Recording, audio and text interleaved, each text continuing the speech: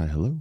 This is Percy, aka VOG Persona, and I wanted to try something a little different today. A lot of you have said that you really enjoyed my thoughts and rambles on my community posts, and I was wondering if it would be better digested in long-form audio formats. I also have a tendency to ramble in many different directions, so I wonder how this will go. Who knows? Maybe I'll veer so far off subject that the title of the episode will be completely meaningless. I mean, I'll try not to. But we'll have to see, huh? So, what is Immersion Break? Immersion Break is going to be a series of podcast episodes in which I do my best to speak on subject matters that mean a lot to me. How often I release these will vary, as I still do have a lot of responsibilities to fulfill on both my main channel and Patreon. But I think I'll really enjoy these, so we'll see where things go. Also, in the future, I may plan to bring guests and stuff, like a proper podcast. But we'll see. Anyhow, sit back, relax, and enjoy the show.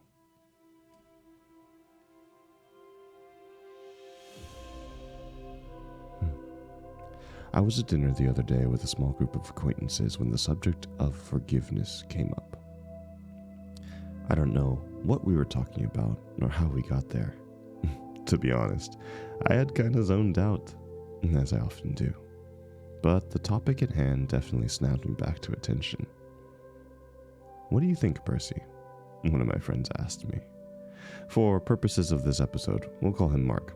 His name is, in fact, not Mark. Forgiveness. A tricky thing. I think a lot of us are taught from a young age that we need to forgive those who do us wrong. We whine and complain, throw tantrums. Yes, children do. But eventually we forgive little Timmy for stealing our T-Rex toy. Nah, screw Timmy. Nobody likes you. Anyways, we are taught that we are to be better, be bigger, take the high road, always be forgiving. Personally, I think this can lead to both positive and negative outcomes. On one hand, you can come out a better person, someone who doesn't hold a grudge because you've truly let go of how people have wronged you.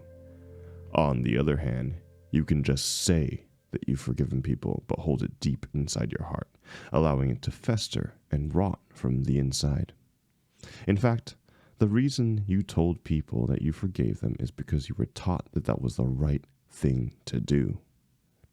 Thus, we water the tree of bitterness. It's a newer concept to me, but I've heard that the tree of bitterness is something that we all have in us. Something that we hold with us, whether we acknowledge it or not. Because, like it or not, we all hold some level of bitterness with us. It could be personal, it could be global, it could be geopolitical, but somewhere out there, there's something that we're unhappy with. How we react to those things will determine whether or not we water that tree or not. Once upon a time, I was in a relationship with quite the heiress. Her family was rich enough to own several large properties across several countries, as well as several businesses that dealt with trade and commerce. I bring this up not to be like, oh, look how rich she is, but really to illustrate the stark difference in how we lived.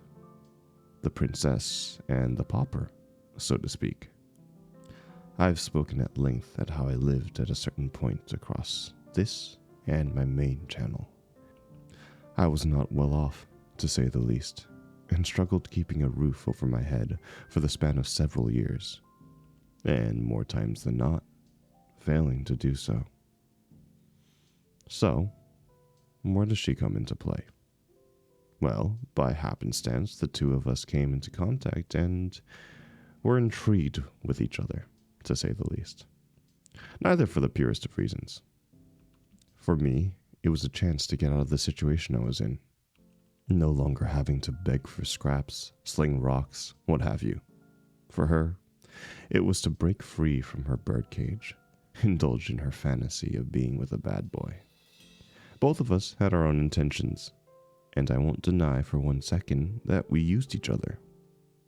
However, as time passed, fondness grew, as it usually does, and it was no longer a relationship of pure indulgence, but one of substance, so to speak.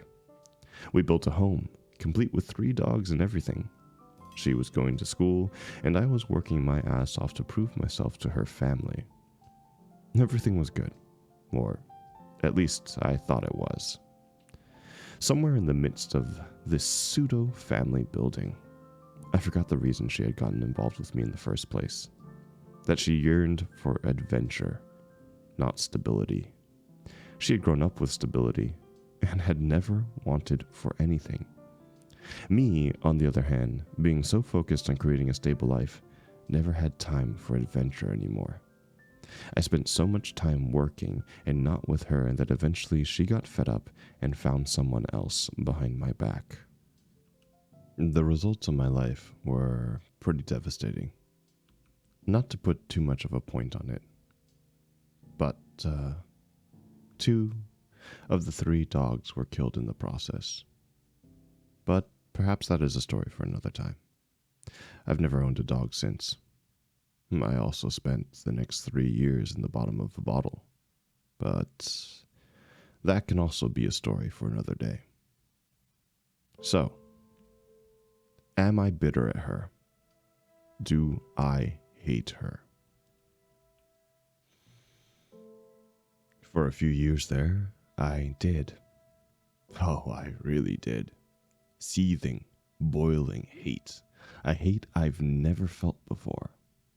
I had to numb those feelings with an obsessive amount of alcohol, and I will say that I am ashamed to have seen the sunrise from a particular back alley maybe 100 too many times.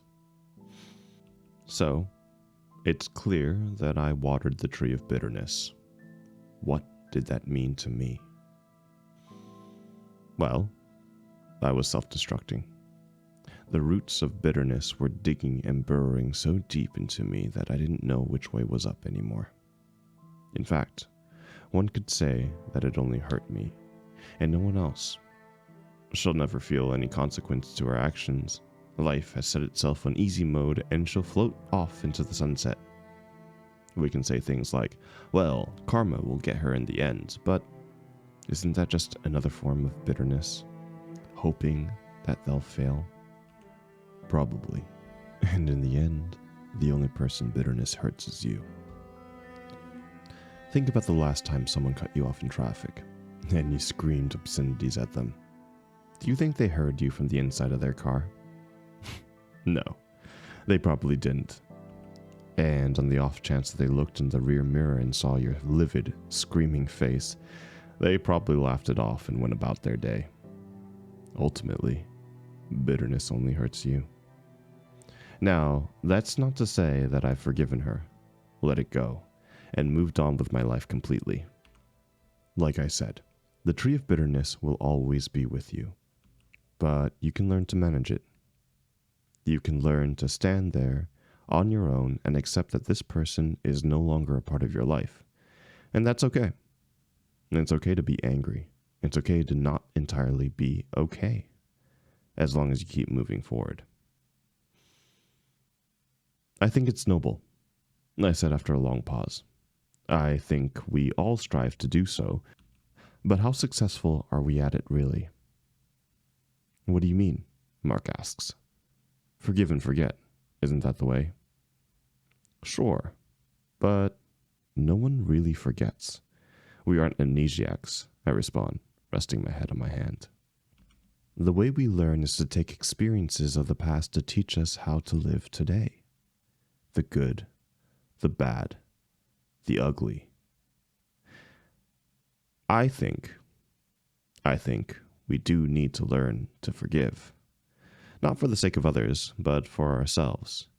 In order to process the terrible, traumatic things that have happened to us, we need to be able to look at a situation, accept that it happened, and move forward a wiser person. And we can't do that while the roots of bitterness hold on to us. Because bitterness will always be with us, but we need to choose not to water it.